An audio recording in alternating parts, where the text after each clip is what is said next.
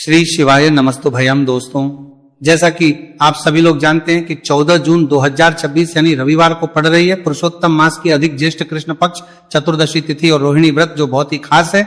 और दोस्तों, ये वो तिथि है जो कि पुरुषोत्तम मास में रविवार को पड़ रही है। दोस्तों, इसी दिन किया जाने वाला पंडित जी द्वारा बताया गया एक लाल फूल और एक सफेद फूल वाले उपाय आप लोगों को जरूर करना चाहिए, क्योंकि दोस्तों ये एक ऐसा उपाय है जो कि हर दिन नहीं किया जाता। पुरुषोत्तम मास में जो रविवार की चतुर्दशी तिथि आती है उसी दिन किया जाता है। अगर आप लोगों ने इस उपाय को नहीं किया है या किसी कारणवश नहीं कर पाए हो तो इस पुरुषोत्तम रविवार चतुर्दशी तिथि के दिन इस उपाय से मत चूकना। दोस्तों देखिए, ये दिन इतना खास होता है, इतना महत्वपूर्ण होता है। देखा गया है कभी कभी बड़े बड़े पूजा पाठ अनुष्ठान से जो मनोकामना पूर्ण नहीं होती है, वह पुरुषोत्तम रविवार के दिन एक छोटे से करने से ही आपकी मनोकामना पूर्ण हो जाती है। और बहुत सारे लोगों ने इस उपाय को किया भी है और उनको इस उपाय को करने का फल भी जरूर मिला है। अगर आप लोग भी इस उपाय को इस रविवार के दिन करना चाहते हैं तो आप इस उपाय को पहले अच्छे से समझ लेना, सुन लेना, उसके बाद करना। आपको इस उपाय का फल जरूर मिलेगा, आपकी सभी मनोकामनाएं पूरी हो जाएंगी। दोस्तों, हम आपको यहां पर बता दें कि ये जो एक लाल फूल और एक सफेद फूल वाले उपाय है, ये उपाय पंडित जी ने अपनी अभी की सीहोर की कथा में ही बताया है। उपाय को करने से आपके घर में चाहे किसी भी प्रकार की दुहक और समस्या क्यों ना चल रही हो, आपको उसका कारण भी नहीं पता है कि भाई ये समस्या किस कारण से चल रही है। उसका कुछ भी कारण हो सकता है, जैसे पितृदोष हो सकता है, काला सर्प दोष हो सकता है, या किसी भी तरह का मंगल दोष भी हो सकता है, और भी बहुत तरह के दोष होते हैं, कुछ भी हो सकता है। पर आपको इस उपाय को करने के लिए अपने दोष को पता लगाने की भी जरूरत है। आपके घर में किस कारण से इतनी दुख और परेशानी आ रही है वो भी आपको पता लगाने की जरूरत नहीं है। बस रविवार को चतुर्दशी तिथि के दिन इस उपाय को कर लेना है, क्योंकि इसी एकमात्र उपाय को करने से आपके पूरे घर परिवार में सुख और शांति हो जाएगी। आपके घर में अच्छे अच्छे काम होने लगेंगे, आपकी जो भी मनोकामना होगी वो भी धीरे धीरे करके पूर्ण होना शुरू हो जाएगी। अब हम समझते हैं इस एक लाल फूल और एक सफेद फूल वाले उपाय को आपको करना कैसे है, किसको करना है, किस करना है और कैसे करना है। देखो, उपाय बिल्कुल आसान है, बस समझने वाली बात है, ध्यान से समझिए। उसके बाद ही आप लोग जो है इस उपाय को जरूर कीजिएगा। सबसे पहली चीज हम लोग ये समझते हैं कि इस एक लाल फूल और एक सफेद फूल वाले उपाय को इस आने वाली रविवार चतुर्दशी तिथि के दिन किसको करना है। तो देखिए, इस उपाय को घर के सभी सदस्यों को करने की बिल्कुल भी जरूरत नहीं है। घर में से कोई एक मुख्य बड़ा सदस्य इस उपाय को करेगा तो उस घर परिवार के सभी सदस्यों को इस उपाय को करने का फल मिल जाएगा। पर वो बड़ा सदस्य कौन होगा, कौन व्यक्ति इस उपाय को करेगा, तो यहां पर देखिए हम आपको बता दें, घर की जो बड़ी माताएं बहनें होंगी, घर की बड़ी माताओं बहनों में से कोई भी एक माता बहन इस वाले उपाय को कर सकती है। अपने पूरे घर परिवार के लिए घर में सभी सदस्यों को इस उपाय को करने की जरूरत नहीं है। मात्र घर की जो माताएं बहनें हैं उनमें से कोई भी एक माता बहन इस वाले उपाय को करेगी तो उसके घर परिवार के पूरे सदस्यों को इस उपाय का फल मिलेगा।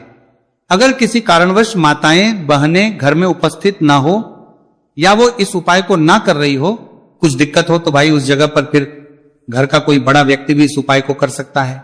माताओं बहनों के कहने का मतलब यह था कि माताएं बहनें घर की लक्ष्मी होती है। जब घर की लक्ष्मी कोई उपाय करती है तो निश्चित ही भगवान शिव जी जल्दी प्रसन्न होते हैं और उपाय का फल में बहुत जल्दी और बहुत बड़ा करके भी यहां पर देते हैं। तो आप लोग ये बात समझ गए होंगे। अब हम ये बात समझते हैं कि इस वाले उपाय को हमें करना किस समय है।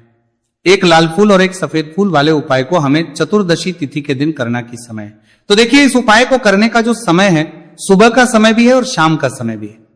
अब देखिए, यहां पर हम मुख्य रूप से सुबह का समय नहीं बोलेंगे, क्योंकि देखिए ये जो चतुर्दशी तिथि है, और आप सभी लोग जानते हैं रविवार चतुर्दशी तिथि के दिन का प्रदोष काल का मतलब शाम का जो समय होता है ना, इस दिन भगवान शिव जी का सबसे प्रिय दिन होता है। तो आप लोग इसे एक लाल फूल एक सफेद फूल वाले उपाय को सुबह के समय भी कर सकते हो और शाम के समय प्रदोष काल में भी कर सकते हो। सुबह के समय अगर कर रहे हो तो 10 या फिर 11 बजे तक भी अगर उपाय करोगे तो भी आपको उपाय का फल मिलेगा। वही अगर शाम के समय कर रहे हो तो इस दिन जरूर शाम के समय का ध्यान रखना कि शाम के 6 बजे से लेकर 7 बजे के बीच में अगर आप इस उपाय को कर सकते हो तो बिल्कुल कर लेना, पूरी कोशिश करना। पर अगर किसी कारणवश इस समय के बीच में ना कर पाओ तो रात 8 बजे तक भी अगर आप उपाय को करोगे तो आपको उपाय का फल जरूर मिलेगा। ये बात आपको समझ आ गई कि आप इस उपाय को सुबह और शाम दोनों समय कर सकते हो। मतलब करना आपको एक ही समय है, घर में से किसी एक ही बड़े व्यक्ति को करना है, एक ही बार इस उपाय को करना है, दोनों समय नहीं करना है। आपको जो समय अच्छा लगे आप उस समय पर इस वाले उपाय को कर सकते हैं। तो चलिए जानते हैं इन विशेष उपायों के बारे में। लेकिन उससे पहले जो भी मेरे भाई मेरी प्यारी बहनें आज चैनल पर पहली बार आए हैं या मेरी आवाज आज पहली बार सुन रहे हैं, अगर आप भी महादेव के सच्चे भक्त हैं तो वीडियो को लाइक और वास्तविक जानकारी चैनल को सब्सक्राइब जरूर कर लें और कमेंट बॉक्स में लिखें हर हर महादेव। देखो, अब सबसे पहली बात आती है कि इस उपाय को हमें करना किस लिए है। जैसा कि हमने अभी आपसे बोला कि इस उपाय को करने के बाद आपके जीवन में बहुत सारी खुशियां आएंगी, आपकी मनोकामनाएं पूर्ण होंगी, आपकी धन की समस्या दूर होगी, आपकी पैसों की समस्या दूर होगी।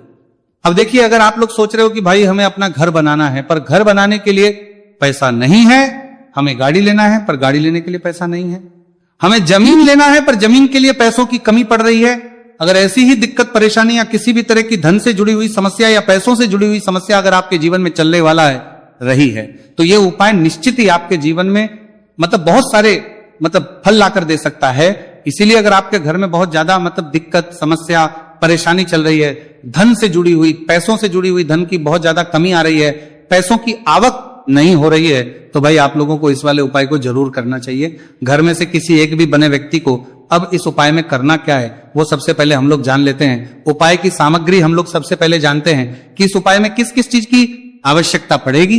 तो देखिए, उपाय का नाम तो एक लाल फूल और एक सफेद फूल वाला उपाय है, पर इस उपाय में कुल मिलाकर 4 सामग्री हमें लगने वाली, जो कि पंडित जी ने खुद सीहोर वाली कथा में बताया है, और जो हम आपको उपाय बताते हैं वो पंडित जी द्वारा बताए गए होते हैं। अलग से हम कुछ भी नहीं बताते हैं, तो यहां पर हम लोग समझते हैं कि इस उपाय की सामग्री क्या है। तो देखो, उपाय की जो सामग्री है वो 4 सामग्री है, जिसमें से सबसे पहली सामग्री है एक बेलपत्र। देखो, बेलपत्र क्या होती है? बेलपत्र जो शिव की शिवलिंग पर चढ़ती है। दूसरी चीज है एक शमीपत्र, शमीप्र शिवलिंग पर ही चढ़ता है। तीसरी चीज है दोस्तों एक लाल फूल, उपाय का नाम है, तो एक यहां पर आपको लाल फूल लेना है। अब ये लाल फूल कौन सा लेना है? देखो, शिवलिंग के ऊपर जो लाल फूल चढ़ता हो उनमें से कोई भी एक लाल फूल पसंद कर लेना, और वो कहीं से तोड़कर या कहीं से खरीद कर लेकर आना, और उस लाल फूल को उपाय में प्रयोग कर लेना। उसके बाद में एक सफेद फूल का विशेष रूप से ध्यान रखना, जो सफेद फूल शिवलिंग पर चढ़ता हो सिर्फ वही सफेद फूल लेकर आना, इसके अलावा कुछ मत लेकर आना, लेकिन केतकी का मत लेना।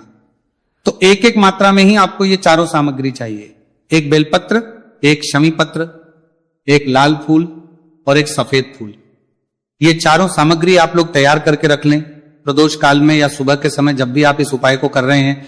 जैसे ही आपके उपाय की सामग्री तैयार हो जाती है, तो क्या हम सीधा उपाय को करने के लिए इन चारों सामग्री को उपाय करने के लिए जा सकते हैं? नहीं। तो यहां पर आपको इस बात का ध्यान रखना है कि हम भगवान शिव जी को प्रसन्न करने के लिए तो जा रहे हैं, हम अपनी मनोकामना को पूर्ण करवाने के लिए तो जा रहे हैं, पर हमें यह दर्शाना बिल्कुल भी नहीं है कि हम सिर्फ अपने फायदे के लिए भगवान शिव जी के मंदिर में आए हैं। इसीलिए हम इस उपाय को करने के साथ साथ में भगवान शिव जी की पूजन अर्चना के लिए कुछ सामग्री भी जरूर लेकर जाएंगे। जैसे कि सुबह समय अगर आप उपाय को कर रहे हो, इस एक लाल फूल और एक सफेद फूल वाले उपाय को, तो भाई सुबह के समय आपको एक लोटा जल लेकर जाना है।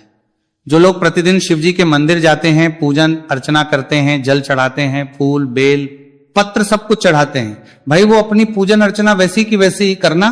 बाकी जो सिर्फ उपाय को करने के लिए जा रहा है, जो कुछ भी लेकर नहीं जा रहा है, उसे कम से कम एक लोटा जल अपने घर से भरकर लेकर जाना, अगर आप उपाय को कर रहे हो, है ना। क्योंकि इस वाले उपाय को आप भगवान शिव जी की पूजन अर्चना करने के बाद ही करना। वहीं अगर बात करें शाम के समय की, अगर कोई व्यक्ति शाम के समय प्रदोष काल में इस वाले उपाय को कर रहा है, तो भाई आपको मात्र एक घी का दीपक तैयार करना है। ये बात हम हमेशा बोलते हैं, शाम के समय प्रदोष काल में कोई कर रहे हो ना, तो दीपक का विशेष महत्व होता है। रविवार चतुर्दशी तिथि दिन का प्रदोष काल में जो भी व्यक्ति दीपक जलाता है ना भगवान शिव जी के मंदिर में, भाई उसके जीवन से सारी दुख और परेशानियां भी दूर होती हैं। तो भाई इस दिन दीपक का विशेष रूप से ध्यान रखना आप लोग।